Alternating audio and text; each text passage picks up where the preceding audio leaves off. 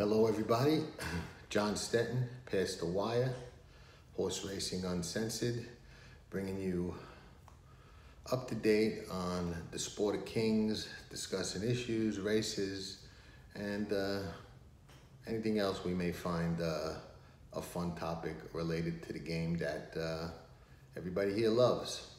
You know, today I want to talk about a little bit about the gorilla in the room. If you can't tell, where it is, it's probably because there's so many gorillas in the room of the sport of kings. But today I'm going to talk about one that really the only person I've heard recently speak about it is a trainer and very active Florida horseman and great trainer and good friend, Chuck Simon.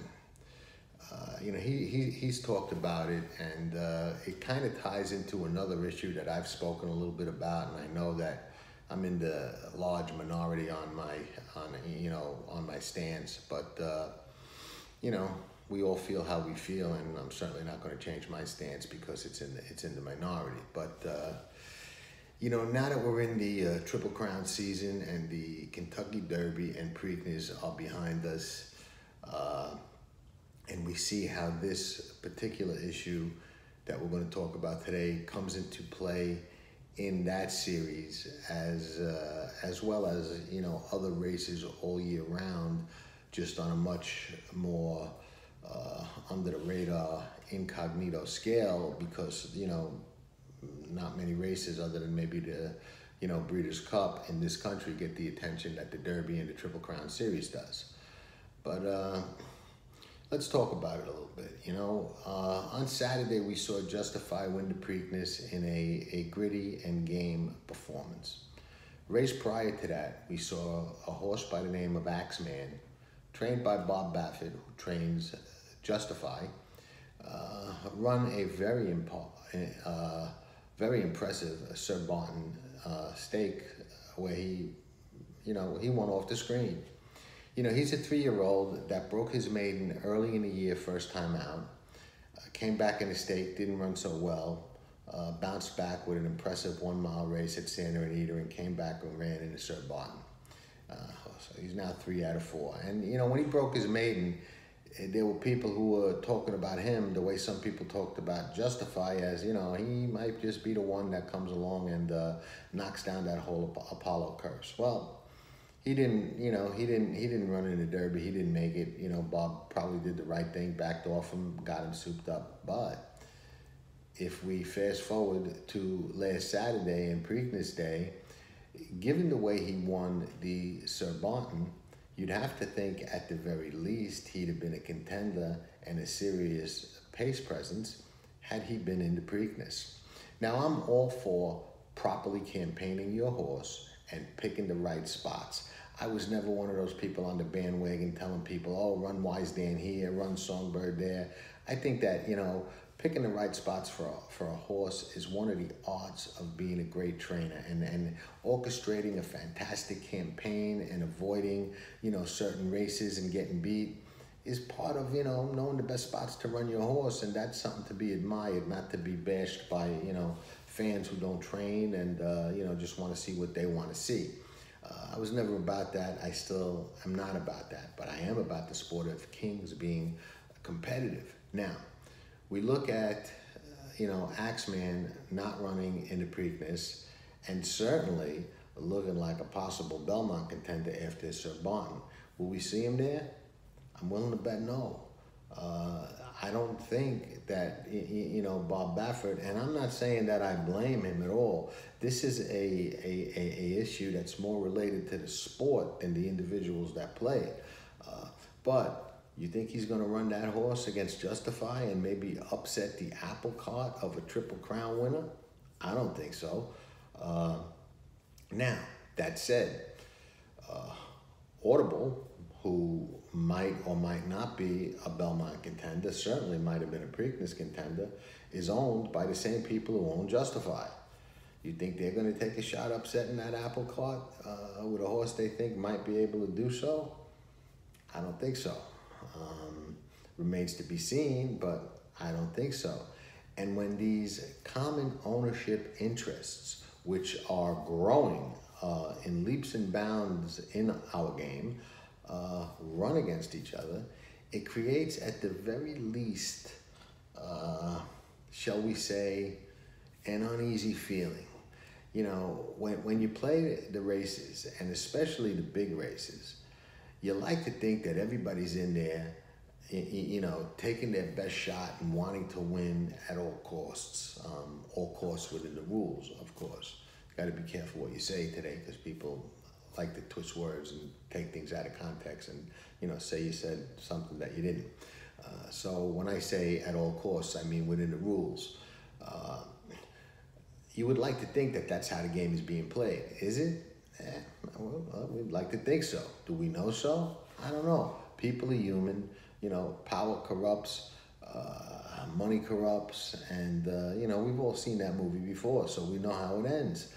Now, if you go back in time, not that far, but you go back in time, we had a lot of entries, and I was in favor of the entries. I used to like seeing the 1, 1A, 2, 2B in the program, which we saw back every day growing up at the NIRA tracks.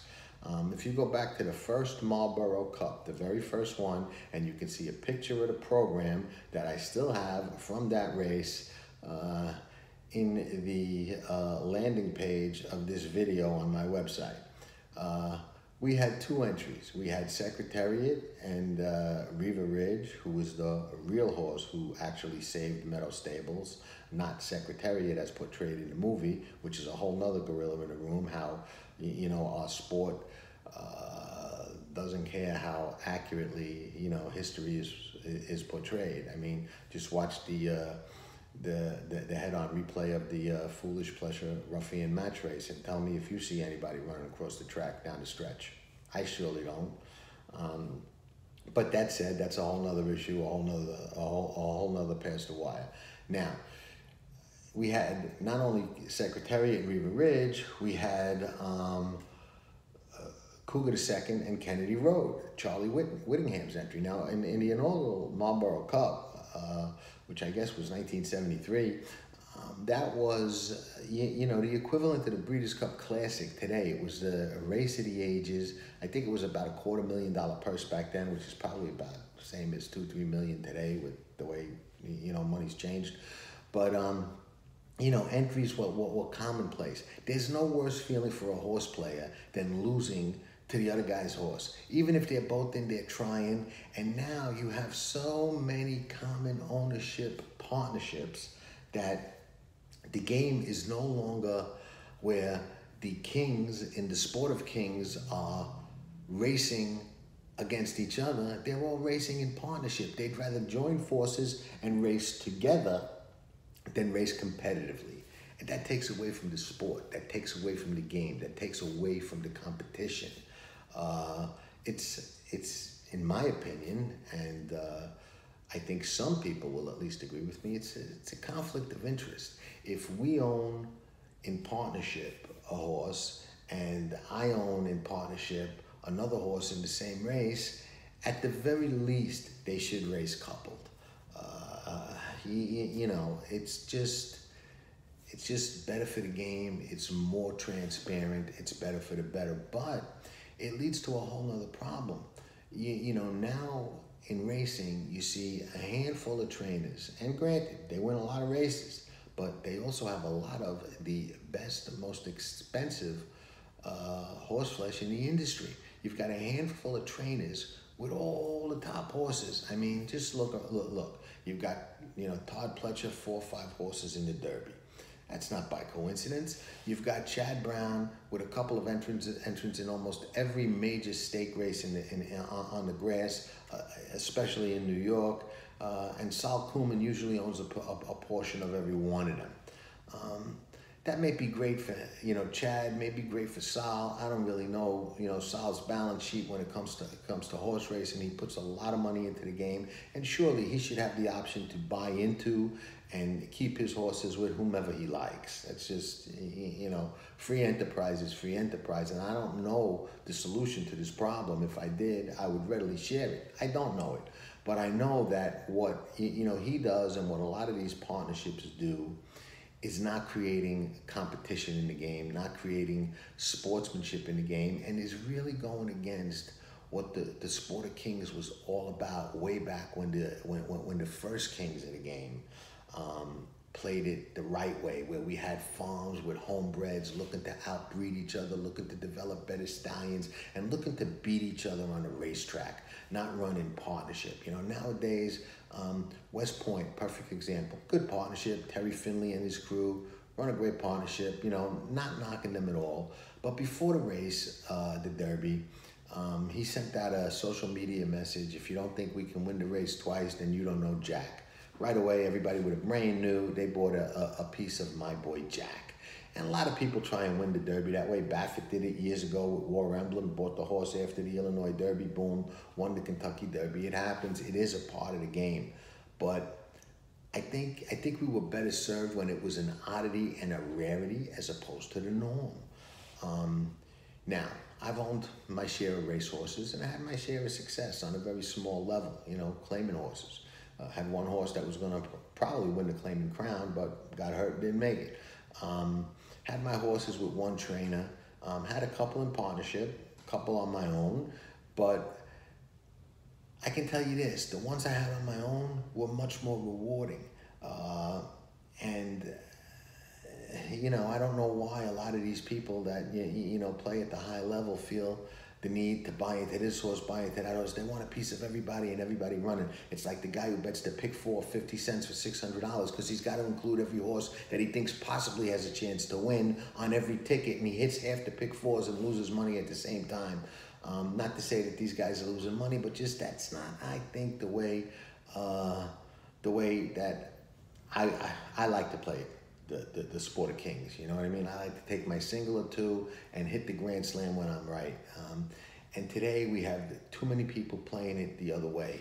And it's definitely something that opens the door to, you know, the at least appearance of collusion, the appearance of a lack of transparency, the appearance of things not seeming to be on the up and up in every race, and everybody in there, you know, as well meant as can be. You know, and we see it playing out right now in front of our eyes in the Triple Crown Series, and, you know, everybody's okay with it, you know. It's just how the ball bounces, and we play the hand that we're dealt. But I would like to see it the old way. I enjoyed it the old way better. I would love to see entries, even though as a bettor, I understand the whole concept that more entries, more, you know, more betting interests in the field, you know, in the long run is a good thing. But when you lose to the other guy's horse, it's not such a good thing. I'd rather eat the price and, you know, not have to worry that, you know, the trainer knows this one's better, the trainer knows this one's well meant, the trainer knows that he wants to get a win for this owner as opposed to that owner, but this horse is in there to fill the race, so this horse is in there to take all the money. Because if you don't think people take, you know, cash bets and take edges in this game on every level, then you really don't know, you know, human nature and what the game is all about, because it happens. So I'm for entries, even though I'm in the minority there, and I'm for entries in common ownership interests or the same trainer. You know, it used to be if horse had some common ownership interest, they were coupled. Had same trainer, they were coupled. Now, in some races, you couldn't do that because the only entry would be the one, because Todd Pletcher would have all the horses, and that's, you know, ridiculous. On the turf, there'd be nobody to bet, but, you know, you'd go to the window instead of saying the number. Who do you want? Chad Brown. Obviously, that's not going to work. So, you know, a solution has to be figured out some way, somehow, because eventually we'll drive out the small bonds, okay, and we'll drive out the game. You know, there's got to be parity.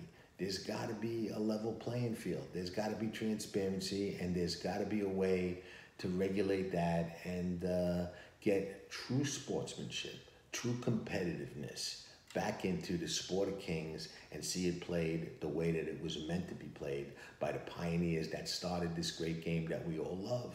I mean, these were the greatest sportsmen in the world, and they put their money up and they bet and they gambled everything on being right and winning. And that's the spirit of horse racing, and that's the spirit of the Sport of Kings. And I, the Pick Six King, would like to see it come back to that and go back to that. And I hope you would too. And that's my Pastor Wire for today. And we'll be back with more. Everybody enjoy the day, and ciao for now.